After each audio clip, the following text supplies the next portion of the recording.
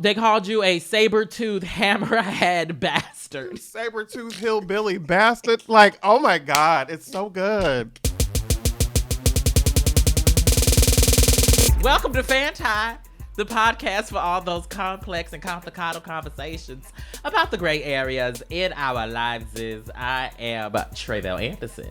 And I am a journalist, author, professor, your mom's favorite, and everybody else. Jarrett Hill, welcome back to FANTI. Now, how'd my mama get into it? Listen, because moms like me, as I found over the years. Different conversation for a different day. Okay. Welcome back to FANTI. We are going to be getting into the moment that we're in right now and what it's like to be covering it as a journalist, and kind of getting into that conversation in just a little bit. I know, child, listen. But first, we've got to get into a Pass the Popcorn about a young lady that is one of our absolute faves over here on the FANTI. A legend. A legend. Okay. In our midst. A reality TV legend, to be more specific. Can we get her? Oh, please cut it out. What? That's a lot of woman. That's a lot of woman. Okay, go ahead. Say who we talking about. That's a lot of woman. We are talking about Tiffany York Pollard, okay? She is currently on another reality show. Well, actually, she's not on it anymore. Spoiler alert, she got eliminated. But she was on a reality show called House of Villains. And it's all of the, villains from different reality TV shows. So there's Tiffany. Which is a great idea. Sure. It's Tiffany. It is Tanisha from Bad Girls Club, with the pants. I ain't getting no sleep because of y'all. Y'all not getting no sleep because of me. Legend. Okay. It also has Johnny Bananas, who is from like Real World or Road Rules or like one of those type of shows. And then the also equally iconic legend, specifically when we're talking about reality TV, her other stuff, it is what it is. Omarosa. I mean, listen, something that just came up for me as we're Omarosa in the last week, even before this clip came up. Omarosa is one of those iconic guests to have on the first week of your talk show, on the first leg of your talk show. Listen, wake it up. Because she came in and showed her ass on Wendy. Listen. She came in and showed her ass on Bethany. Listen. And now she's like, we're first episode of this, and she's already showing her ass along with Tiffany. Listen. Omarosa's great villain. And now I don't know how this show works or what the premise is, but bringing all of the villains together, I'm into it. Yeah, so the funny part is I don't actually know how the show works either, but I do know that there's a voting out mechanism. Like every week, there are two people who are nominated for eviction, very Big Brother-esque, and the other housemates vote the people out, right?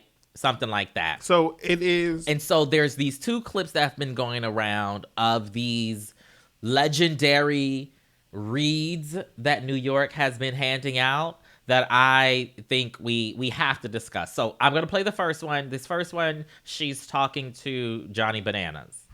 New York, you made it easy for me. New York, is there anything you'd like to say in reply? If y'all let him send me home, I'm going to run his head through a spaghetti press. My grandmother, rest in peace, Grandma, who's Italian, would actually be happy if that was my demise. So, you saber-toothed hammerhead bastard! Hold on. Saber-tooth hammerhead bastard. Okay. I mean, okay, so some of the reads from New York haven't aged well, but they still hit right. But this goes in the canon. This goes as the latest hit. It's an instant classic. It's a classic, right? It goes into her Apple Essentials playlist. It is a hit. Oh my God. And then that's the first one. That was from week one of the I don't even know if it was week one, but it was from earlier in the show. And then the latest clip that is going around is New York with some choice words for I'm sorry. for Omarosa. I'm sorry, Sabretooth Hammerhead bastard just hit me one more time. It's just like I heard it again. Okay, now what is she giving us here? I'm the original HBI mother C. And I deserve my spot here in the House of Villains. So I need y'all to keep me here. I don't want a sympathy vote. I don't need a sympathy vote. But I need y'all to understand the pecking order. So you don't want my sympathy vote? Is that what you're saying? I need to hear it, because I need to know. You just said in front of all these people that you did not want my vote. Since I already said that, Omarosa, may I also say that I find you to be a sucking, guzzling Republican. Oh, yo! And I sleep better at night knowing that you're not in the White House. My God, today. Can I tell you, I live for them both in this moment. Absolutely, actually. More for Tiffany, because not only did you show your ass, but then stood 10 toes down in it and said, let me really get you together, bitch, before I move on and go home. I'm in my last moment with a microphone before me. Let me let you know what I really think. Period. Because it's like, you know, like when you have those moments or when you see those moments, at least for me, I love a reality television show. I love a reality television show that's also a competition show. That's one of the reasons why I really enjoy a Big Brother of it all, because of that last speech that you can give. Oh yes. Before you're going home, because the writing is on the wall. You know you're going home, and to just go out burning it down, baby. I love those moments as a viewer. You know what I mean? I'm just like, yes, New York, give it to her. Say what we all been thinking anyway. It was delicious. I also love like the subtleties. Number one, I love that she said that she was the motherfucking HBIC. I always love when we mix the initialism and the actual word. Mm-hmm. We're gonna give you B for bitch, but I'm gonna give you motherfucking. I love that type of shit. I love the way that she's affecting the hair as she's reading. Gathering herself together. I'm also living for Omarosa in this outfit that you would absolutely wear. Absolutely. This outfit that she has on, I don't know if I couldn't see the full length of it, but it was like giving jumpsuit or jumper onesie one kind of situation. I love a halter moment. Listen, I was like, oh no, this is definitely a Tre'vell Anderson original moment. So I'm all the way here. And I kind of want to watch these first episodes just to see Tiffany, but I can already tell you looking at the rest of this, it's not going to be for me. Well, so that's what I was going to say. I think just from a production standpoint, I mean, when New York is gone early in the competition, do you stick around? I'd be interested to see if like whatever level of ratings, you know, is impacted by, you know, because New York is great television, mm-hmm. and I haven't seen, I should say, any other clips from this show, so I don't know. Maybe there are other people who are interesting and entertaining and keep people around. Maybe Tanisha is you know, tearing it. Well, I will just say, lastly, I would expect to see New York come back. Right. If you're a reality producer and you see New York go in the first episode and she shows her entire ass like this, with a twist to the game. Oh, we've got to find a way to get her back in episodes 4, 5, 6, 7. You know what I mean? Like we gotta 100%. So like, yeah. So let's hope that we'll see New York back here on House of Villains, because I just might watch it. We're going to take a quick break. When we come back, we're going to get into the FANTI. Don't go anywhere. We're coming right back. A Queer History of Aerospace is a new audio miniseries from the Museum of Flight that premiered this past October. Located in Seattle, Washington, the Museum of Flight is the largest private nonprofit air and space museum in the world. A Queer History of Aerospace explores the ways that the LGBTQ community has shaped aviation and space exploration, and the ways the industry has impacted the LGBTQ plus community. Ultimate goal is to encourage people who have been left off museum walls to share share their own histories so that together we can start telling the whole story. Y'all know I love, this whole idea of telling the whole story. Because I don't know about you, but when I think about aerospace, I'm not thinking about queer people. And so to know that there is at least enough of a history for there to be a podcast about it, you know what that means? That's got to be like a sizable archive. So shout out to the Museum of Flight for putting this together so that we all can learn ourselves a little something, something. You can listen to the show at museumofflight.org/podcast or search The Flight Deck on your favorite platform, wherever you're listening to this one right now. New episode every single Tuesday. Welcome back to FANTI. So this week we are getting into a complex and complicado around the very challenging times that we're living in right now and what it's like to cover those things. We've had various different iterations of this conversation on our show over the years, but this week it's been kind of irking me in a renewed kind of way. I wouldn't call it a new way, but I went back and listened to our first season. We did an episode with Dr. Joy DeGruy called Tired. And it was right after George Floyd had happened, and the world was responding to it in those first weeks of June. Tre'vell, you were still doing the show from your closet studio in your apartment in Hollywood, and I remember you say in the episode, I don't know if you all can hear this, but the protesters are going down the street outside my house right now. So like, just to kind of give you a context of where we were in that time. And we were talking about how tiring it was to be going through this moment, in the early summer of 2020. Fast forwarding to today, I got a message from a friend who had sent me a meme of our new House Speaker, Mike Johnson, saying some homophobic bullshit that I'm not going to repeat. My friend sent me the meme and was rightfully upset about the comment that the speaker had made. But I just responded back to him with the word pass.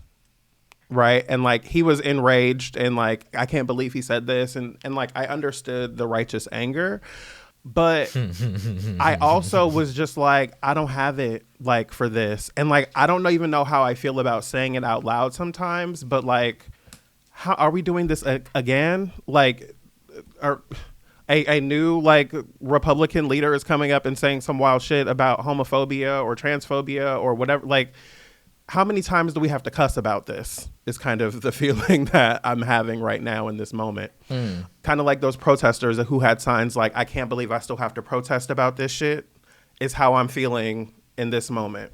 It got me thinking more and more about how repetitive it all feels and also how much more intense it feels given how heightened things are in the world. We have wars in Ukraine and in Russia, Israel and Palestine. We have rising authoritarianism threatening a lot of shit around the world. The future looks like it'll be a cross between a Will Smith and a Will Ferrell movie, and I'm concerned about that. What? Listen, Donald Trump is just insisting on getting up every single day. But like, how many times do we jump in the fight and how many times do we get somebody else to do it? Get somebody else to do it. My God. This makes me think back, as I was saying, to that first episode where in the conversation we open up saying like we're exhausted and tired. And I can tell you that we kind of talked about this a little bit on the show here. Like, the start of the Ukraine war is a moment when I started like really getting engaged in like the coverage and then found myself like really pulling back. What we're seeing happening right now in Gaza and Israel is making me retreat in that same kind of way. Like, I can only watch little bits of news. And I said to you in our meeting yesterday, like, I loved last week when you were kind of running down the the story of what was happening in the news, because like when we started, I was so much more of like the hard news person and you were the entertainment person. And now I'm like kind of pulling out of news and you are, you know, you do the news every day. And I kind of first wanted to get a sense from, I know. And I remember you saying, like, someone said, oh, Tre'vell was on the news this morning, right, with What a Day. And I'm curious to know, first things first, like, how is covering this time for you right now with all of the different things that we have going on in the world? I think, well, so I think it's important to note that I think how how you did news in politics when you did news in politics is a different way than how I do news in politics. Absolutely. When I do news in politics. And I don't say that to diminish either one of our ways of doing it, but just to like contextualize the doing in and of itself. And so for me, you know, I obviously, you know, made that noise that I made moments ago. And that is how I feel. Largely because so much of my coverage, my reporting, my existence in the work that I do is about bringing myself into the story, right?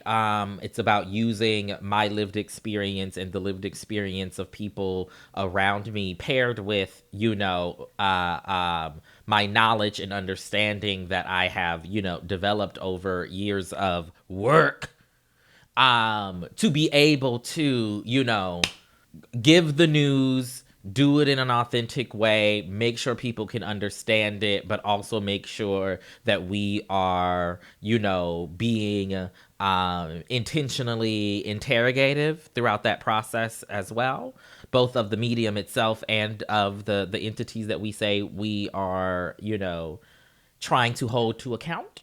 And so I say all that to say, I'm still tired.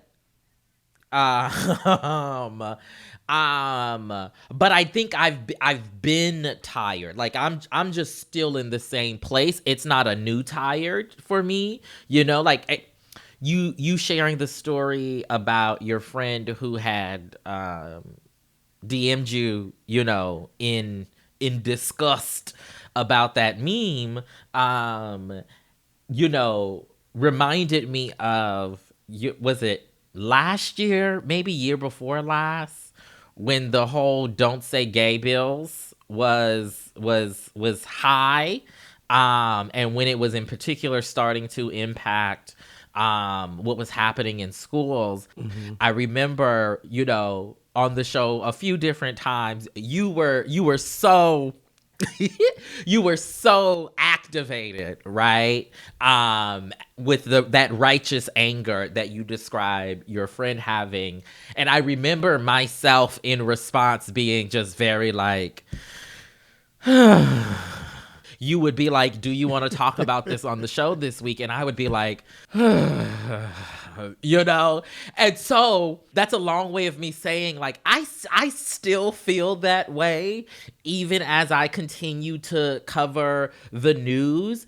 And I think, but one of the reasons why I keep doing it and why I want to keep doing it is because, one, I think there is an importance for a voice like mine to be doing this type of work, right? For John Q. Public in general, more specifically, I think it's important to use whatever voice, lived experience, etc. that I have, particularly in the coverage of trans-related issues at this particularly heightened moment of social, but especially political, you know, vitriol that we are navigating. And and I think the fact that I am just content with the fact that one of the things I started telling myself, and this kind of spun from all of the girls on TikTok keep saying that, you know, and on Twitter, social media keep saying that we tired of living in unprecedented times. You know, you've seen all of the memes about that. And as that was unfolding in the populace, I was telling myself, you know what's really interesting is we are living through a case study right now. I might have said this on the show before. We are living through a case study right now. Baby, listen. And when I reframed my lived experience in this moment as living through a case study, it just allows me to carry it a little differently and to move through it a little differently, because it's like, motherfuckers will be studying intently this era in so many different ways. I remember saying on the show probably in the last year that there are so many moments I'll be having a conversation with someone about the experience that they're having in these moments. Mm-hmm. And I'll think about the studies that we'll have a decade from now about this time coming through and out of pandemic, and like what we tracked about people's depression and anxiety, what we tracked about their marriages and divorces, what they tracked about their food and the way that they ate, and our weight and our blood pressure, and like so many things that we will be tracking over time, right? That like we are making blips on that on that graph, if you will, right now. Because like when you said like I'm still that same tired from before, right? Like listening back to that episode, I was like, oh, this feels so familiar, right? Like, oh, we were still talking about it in the same way in 2020. And like the living through unprecedented time piece, like I said on a Reva Martin show on Monday, and I've probably said this multiple times here, being a part of news media, part of what's been challenging about it for me is, after years and years of covering Donald Trump, very much in the same way that you were talking about, like using my own lived experience to be able to share the news, like we have that in common in the last few years of my career. But like seeing Donald Trump and that coverage, we've been talking about the unprecedented times that we live in since 2015, right? Like, you know what I mean? And we could even predate that if we talk about unprecedented times, right? Like for various different reasons. But like ever since Donald Trump came down that escalator, we've been talking about how our politics have never been like this before, right? And again, prior to that, it was plenty of other bullshit. But like to continually cover this story, part of what got frustrating for me as a journalist was like, I remember saying on this air and while I was on the radio, like, I'm running out of ways to say that Donald Trump is trash. And I'm running out of ways to say that this is some bullshit. And like, I'm feeling like I don't know how else to address these stories because we keep having the same conversation with different circumstances inserted, right? Like, oh, this is the newer version of this. This is the updated version of this. Go ahead. And I think what is so interesting about what we say we have learned from that era, that coverage era in our news media, is that in so many different ways that is still happening. And it's also important for us to talk about I feel like when we as journalists, but also when you are just somebody who is tuned into the realities of people's lived experiences beyond yours, when you are witnessing what's going on in the world and you are also living through it, and then for us as journalists who are covering it, and so therefore are often having to tap into the Rolodex of our memory of just history around these particular issues that connect and add context, right, to what we're seeing, living through, and continuing to experience, right? It becomes difficult to then, in my eyes, in my experience, continue covering this moment in the same ways that we covered the previous moment. I think that the responsibility for us as journalists, it shifts with the times. As we learn more, we should make different decisions based on the new information that we have. And so, when someone like Jasmine Hughes, a writer for the New York Times Magazine, award-winning, fabulous cultural critic and reporter and all of the things, is forced to resign from the New York Times because she chose to she signed on to this letter that 7,500 writers, journalists have signed on to, calling out the poor media coverage of the conflict, war, etc., and calling for a ceasefire and a free Palestine and all the other things.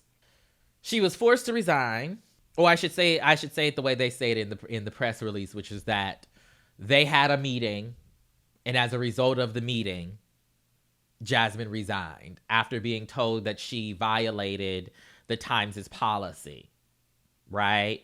I will also note that they also note in their press release or in their piece about it that Jasmine had also signed the letter that trans writers and other contributors to the New York Times did earlier this year, calling out the New York Times' anti-trans coverage, which was also deemed to be in violation of the Times' policy around public protest. And so I believe that when you do the jobs that we do in the ways that we do, when you live the ways that we live and move through the world how we do, it leads us to make decisions and judgments and understandings on issues that I think we then have to share, but we can't share, or that we can't, add those necessary contexts, or I shouldn't say we can't, but many of us struggle to, because you say that a ceasefire is necessary now to cut everything out, and people call you anti-Semitic. Or it's deemed a public, political statement, right? Advocating on behalf of humanity is deemed a political statement in the ways that, I will just add, I'm going to get off my soapbox shortly, in the ways that Black Lives Matter was deemed a political statement at one point, in the ways that going to pride parades have been deemed political statements, et cetera, et cetera, et cetera. I mean, as I hear you talk about Jasmine Hughes, it makes me think about our propaganda conversations, in that it shows that even journalism and the ways that we cover stories there needs to be an alignment with the state, right? Because if we recognize the ways that this conversation about what's happening in Israel and Palestine, the way that conversation looks around the world, as opposed to just in the United States, it is alarming, right? The idea that speaking about it is also seen as anti-Semitic, and that it is something that will make you lose your job, and it is a huge contentious moment to be able to talk about how what's happening in Palestine and to the people and to the innocent people in Palestine is not okay. It's a really complicated kind of thing. I know you wanted to say something here. Which is not to diminish, I want to be clear, because this does have to be said, which is not to diminish, right, the very real levels and experiences of anti-Semitism that are happening absolutely right now, right, and have been happening for, however long. And it is wild to me that, for example, CNN has embedded with the Israeli Defense Forces, and the way that they've been able to do that is by agreeing to run all footage by the Israeli Defense Forces before airing it. Oh my God. That is wild to me. Just journalistically. Come on now. Right. Removing the politics from it, and however you see, Israel and Palestine and all of that, just from a journalistic standpoint, that's wild. I hadn't actually heard that. So that is, it's wild. That's deep. I think to our point here about covering these times, you talked about how important it is to have a voice like yours right now, covering these stories, whether it be from stories happening around the world, but also, specifically to trans and queer issues. And I know for myself, the conversation that I've been having lately is how do I want to use my voice going forward? And obviously our show is ending here. And I've been thinking a lot about what are the things that I want to do after this? Even in the making of the decision of wrapping up the show. But I find for myself that I'm having a hard time with what I think is my role, the way that I participate, because it is something that I have found to be like really, really detrimental to my mental health sometimes to be engaged in this work. Whether I'm talking about journalism and the coverage of news, but also like producing media and being a voice that, you know, people are responding to, and then people want to come up to me and talk about it and all these other things. It's something that I'm having to think a lot more about, and not saying that I want to be out of it completely, but like I want to be thoughtful about how I engage it next. And being able to show up in the world in a different kind of way, or in other ways that I've shown up before. But it's something that is in the forefront of my mind as we continue through, you know, these quote unprecedented times. Yeah, I mean, I think the mental health piece of it is also like very real, because it's a lot of shit going on. Like even beyond the work of it all that it can be for us. It just as regular people who are also having to, you know, because everybody, right? Mm-hmm. Everybody is navigating the wildness of this moment. And for those of us with various careers and connections and whatnot, right, to these issues, we're dealing with it multiply. I wanted to also note that NBC News has also acknowledged that they're going to, you know, share footage with the IDF before airing and like all of this other stuff. It's just really interesting to see where this moment has brought us. And I think one of the ways that we push through is by, if you need to step back. You know, like my one of the reasons why I have been so against, you know, having some of these discussions right on the pod is because I do that over there already. My God, you know, I done did that. Okay, 3 times that week. You know what I mean? Because part of it also is, you know, these are the headlines. These are major stories because of said unprecedented time. So you have to cover the update for the 15th day in a row about the death and the carnage in Gaza, right? You have to cover every school shooting. You have to cover, you know, and we were in a pandemic. Make sure y'all get y'all boosters, okay? If you believe in the vaccine, right? Like, because that's an argument too. Right. Right. There's that. Cut it out. But like, I mean, even as we're talking about covering these times, like, I think whether we're talking about Israel-Palestine or if we're talking about, you know, democracy and Donald Trump, right? Like, we're in this interesting moment where Donald Trump is such a conundrum for news media, because in 2016 there was a lot of conversation about how news media really helped him to win, right? And I think as we look at these trials, oh, not this, the Donald Trump testifying earlier this week in court, and, you know, seemingly, you know, being in other trials and things like that in the months and seeming years to come. There is like a conversation that we're continually having about like how the news media covers it and what the role of the news media is to, you know, participate in the coverage of it. And like, I go back and forth with myself about being on shows and talking about it and being a part of the coverage, like, because I think it is important that we know what's happening and that we're aware of the ways that, you know, justice looks for him versus the way that it looks for other people. And I think that covering those stories through our lens is important, and being able to bring our perspective to it. And also, like, my God, I'm so tired of Donald Trump. Like, I don't know what to do here, because like as I said on Monday on a Riva show, like, I don't know who the Trump voter is who is voting for him right now and like has made that decision and would be moved by him being convicted. Right. And like would be like, oh, I'm going to change my vote now because he was convicted. And that's deeply concerning to me. Yeah. Go ahead. Well, I was going to.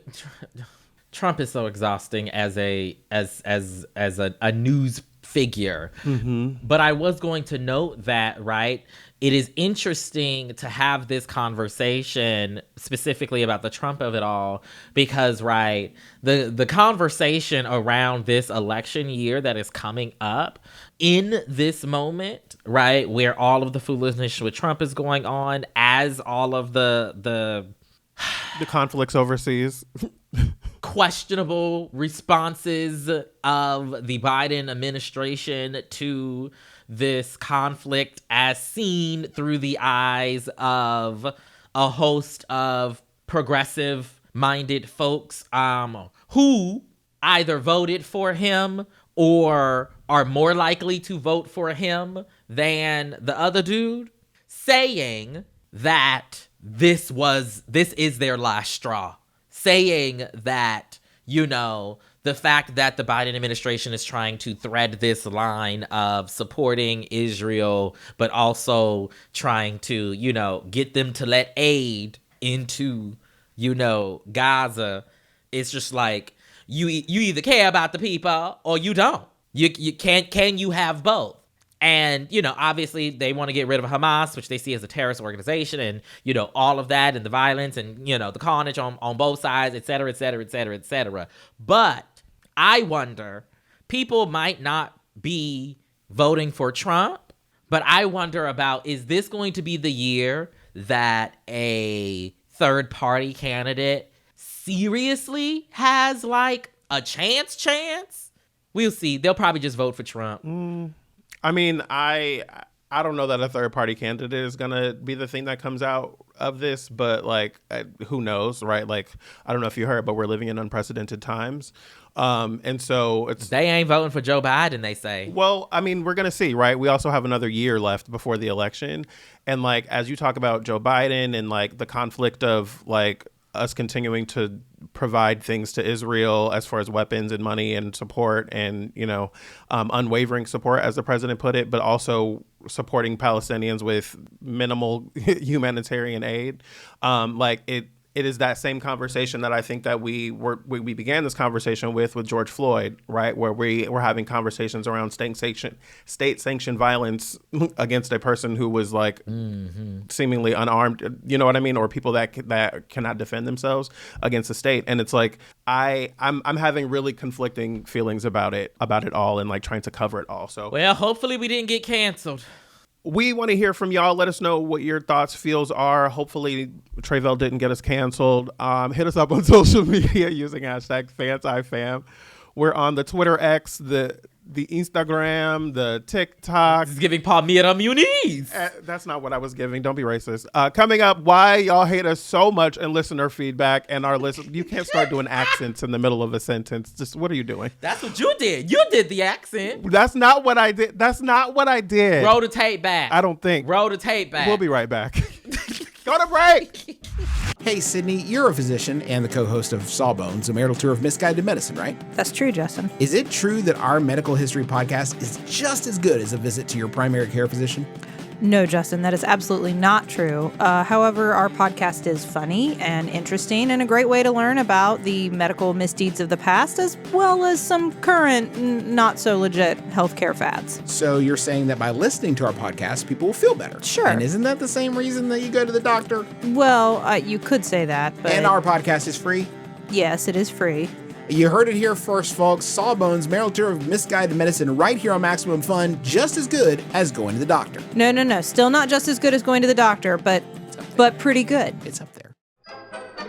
What is up, people of the world? Do you have an argument that you keep having with your friends and you just can't seem to settle it? And you're sitting there arguing about whether it's Star Trek or Star Wars, or you can't decide what is the best nut, or can't agree on what is the best cheese. Stop doing that. Listen to We Got This with Mark and Hal, only on Max Fun. Your topics asked and answered objectively, definitively, for all time. So don't worry, everybody. We got this. We got this.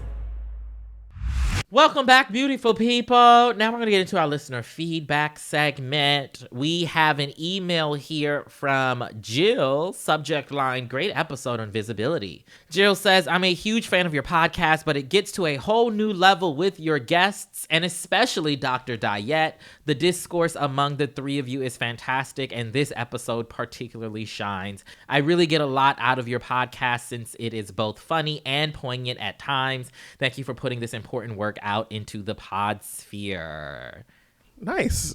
I mean, obviously, Dr. Diet. Listen. Like, we can't go wrong there. The icon living, okay? If any of you out there, as y'all know, we are winding down this FANTI fabulousness, and we are collecting thoughts, reflections, experiences from you all, our fabulous FANTI fam. If you would like to drop a little quick voice memo, you can go to speakpipe.com/FANTI and do it directly from your phone. It's super easy. We've got the link also in the show notes. Drop us a line or two, okay? So that as we come to the end, we can share with the world this wonderful archive of creation that we are creating, and we would love you all to be part of it. So do that, all right? Because we got, 7, 8 more episodes to go? Something like that, okay? So do it now. Don't forget. What accent was that you just threw in there in the middle of your sentence? It felt racist to me. Oh, that wasn't an accent. That was just how I talk.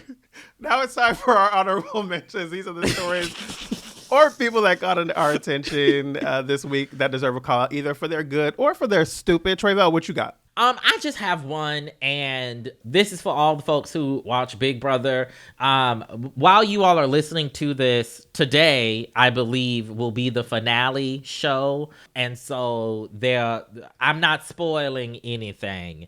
What I will just say is Jag is about to win, and while this is a yay for representation, I hate it. Oh no! I just want Bowie, Jane, and Matt to stand up. Okay? I just want them to stand up. Wait, which one is the old lady that was buying the groceries? Well, that's Mama Fee, but she just got eliminated this past Sunday. She made the top 4 though. A legend in her own right, Mama Fee. Anyway, I just want to say that Big Brother has continued to be entertaining to me this year. It could have been a lot more entertaining long term, and I'll give a special shout out to James. What is James's last name? James is a friend of the community, close friend of Shar's actually, who does a virtual Big Brother live over Zoom, and he gets just different people, and it's all black folks, he gets different people to be the contestants. It's all over Zoom. It's over the course of 2, maybe 3 hours. They go through the different challenges. It's it's so fun, so entertaining. And so shout out to him, James Earl Jones, James, something like that. I will have Palmyra put James's TikTok. He posted a couple recaps on TikTok. I will have Palmyra put the TikTok for James's virtual Big Brother Live, which you can get on his YouTube. You can watch the playbacks on his YouTube page in the show notes so that y'all can check it out.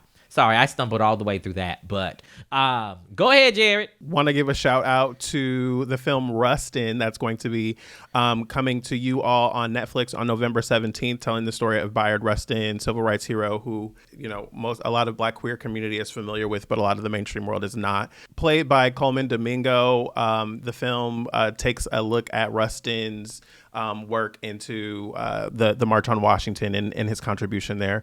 And so please make sure to go check it out. It is produced by Barack and Michelle Obama's production company, Higher Ground. It also stars alongside Coleman Domingo, Chris Rock, Jeffrey Wright, Audra McDonald. It's a really, really great time. So go check that out on Netflix starting November 17th. What? Well, I just have a quick personal plug. I don't know if I should be saying this yet, although by when this episode comes out by Thursday, this should be public. But it's related to the Bayard Rustin movie coming out on Netflix.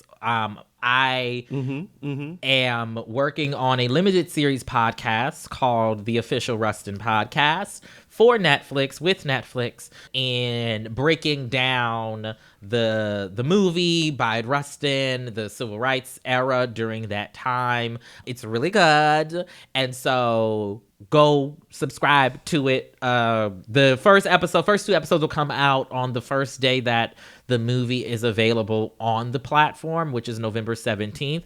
But right now you can check out the movie in the theaters. Also, SAG-AFTRA strong. I'm not a member, but just saying. I mean, I am, and those lines are so weird, especially like from journalists to like the other side.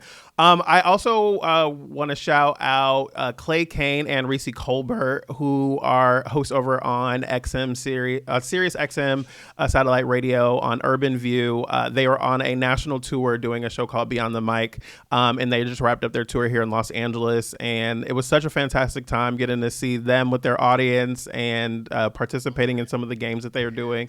And it was just a really fun black ass time here in LA, and wanted to give them both a shout out. We are hopefully going to see them going on tour again next year, so that'll be a lot of fun as well. I also want to give an honorable mention to the team over at World of Wonder's new show, Sissy That Psyche. They describe the show as Best Squirrel Friends Neville, David Brandon, and Dr. Matthew Brinkley, giving a play-by-play breakdown of the legendary Drag Race meltdowns and kind of getting into what's actually happening. And they're just the cutest, most adorable group of people having this conversation, and I think you're going to enjoy it, especially if you're into the World of Wonder Drag Race kind of universe of shows. And so their show just premiered this week, and want to give them a shout out. It is now time for Black History is happening every day.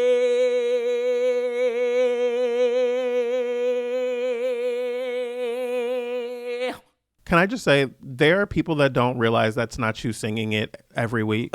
And every time I listen back to the show, I always forget how long you hold that note. And it always takes me aback. Please be for serious. Please be for serious. All y'all, whoever's out there believing that, please be for serious. Please and thank you. Love you much. Okay.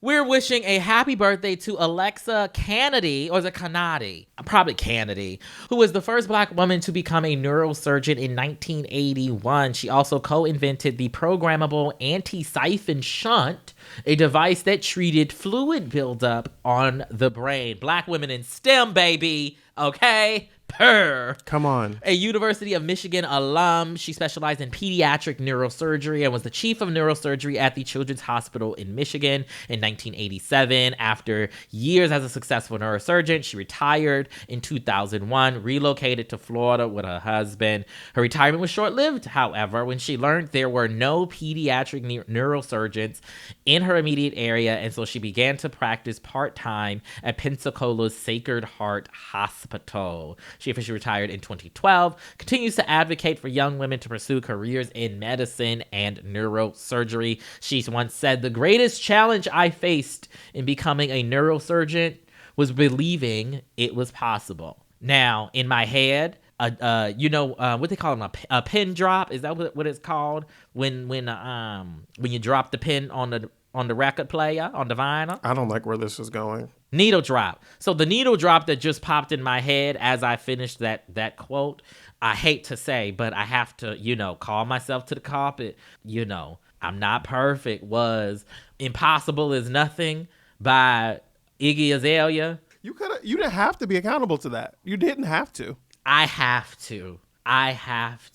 Okay, fair enough. But before we go, we want to let you know about a few different things. I know this is random, but I want to shout out to our listeners listening in the UK, specifically in London. I'm working on coming to London in the next little bit here. So for those of you that are in London, hit me up in the emails, fanti@maximumfun.org or jarrett@jarrett.com, because I want to connect with you. I'm gonna say don't do Fanti, because that'll come to my inbox too. Don't do that. Fine, jarrett@jarretthill.com so that you don't annoy Tre'vell in their sensitive inbox.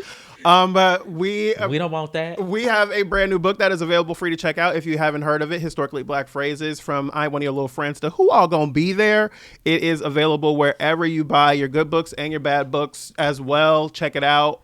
Go get it. And we also are going to be, we're both holding it up. Is that what we're doing? Shout out to the YouTube. You can check out our book. Go ahead.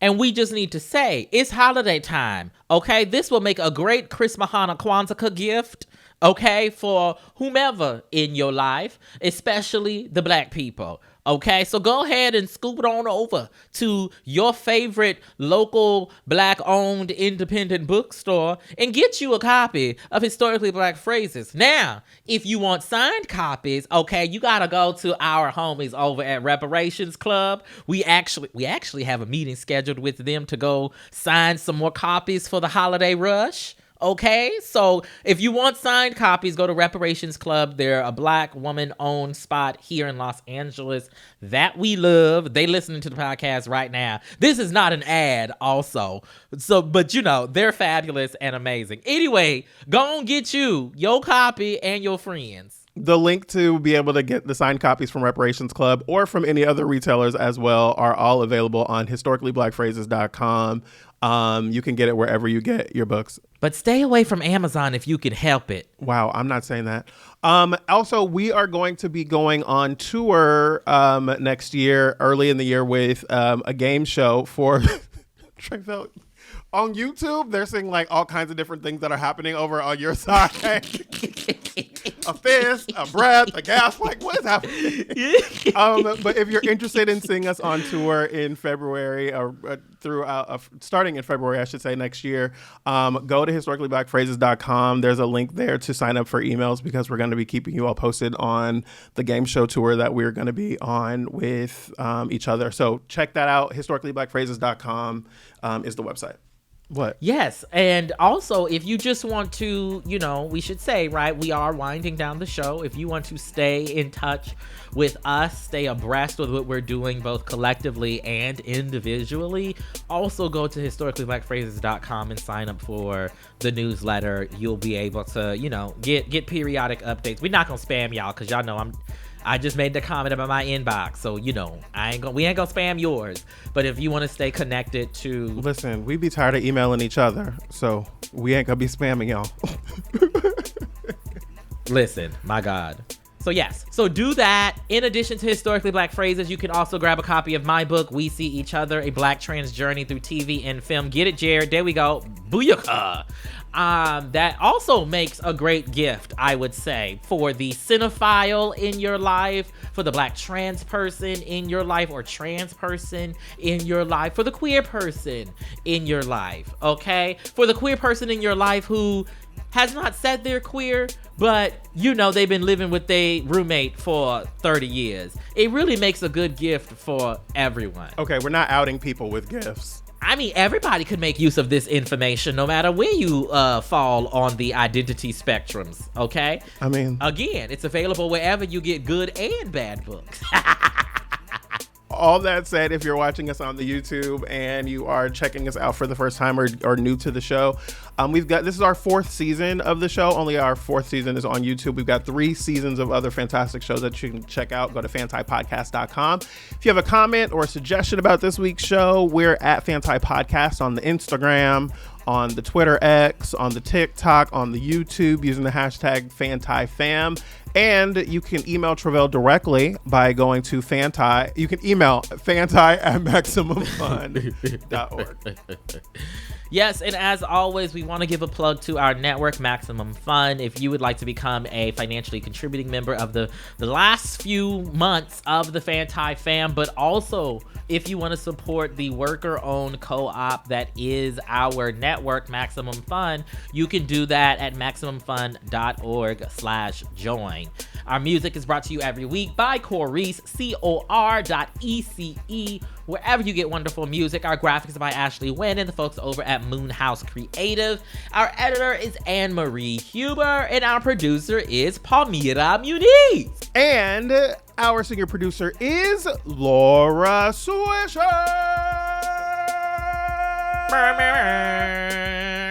This is a production of Maximum Fun.